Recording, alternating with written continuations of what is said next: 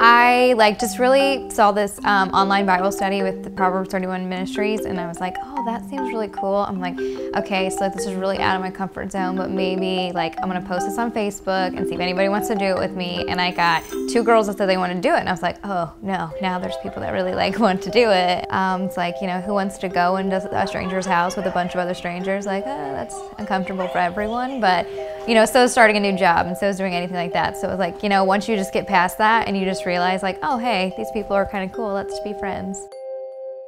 As women, we're all on this balance beam with our juggling our balls in the air, and we all think we got it together, but no one's got it together. And everyone's behind the scenes dropping their balls. So it's let's just be real with each other and say I don't have a perfect house and a perfect husband and my perfect kids and my perfect life. Let's just hang out and talk about things that we're struggling with and get some help along the way. I've always considered myself kind of, a leader and have been so on the military side, but spiritually I have not been even a leader really of my home until the past year and a half, which has been a big transition for the 2 of us. I did the Life Group Leadership 101 and have just gotten connected with other guys. I went to Man in the Mirror a few months ago and have been doing the task force on Wednesday mornings. And so after doing the Life Group 101, we knew we wanted to do a life group. I'm like, I can do this. We can host a life group and we can do it. But the big thing for us was okay, what do you do with these? All of the people that we're hanging with, they're all our age, in their 30s, have kids. This is a lot. Are we gonna open our house up to everybody and their kids? And it came down to, yeah, that's what God's asking us to do, is it's relationships.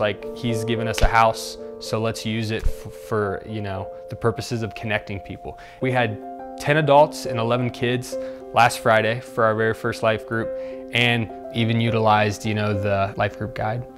We didn't get past really this kitchen bar because we had some food and some drinks and just hung out. We did at one point sit down and kind of do some icebreaker stuff, but kids were running all over the place. At one point, our 5-year-old stood on top of the coffee table and started dancing for everyone.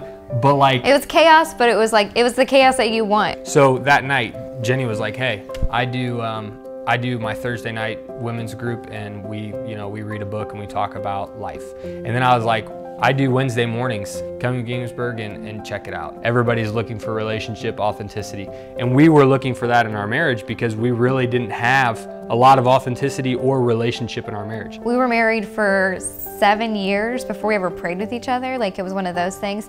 So it was just really uncomfortable. You were I'm gonna put myself out there. So I think now we're just so vulnerable with each other. And I think that's just a huge part of putting yourself out there for anything, is just the vulnerability to it. And it's amazing once you have, because we are in such a better place because of it. We kind of hate religion, but we love relationship, and that's what we're seeking. So the church, even in Acts, it was small groups of people that went around, they helped each other, they went and found other people to serve with, and they did life.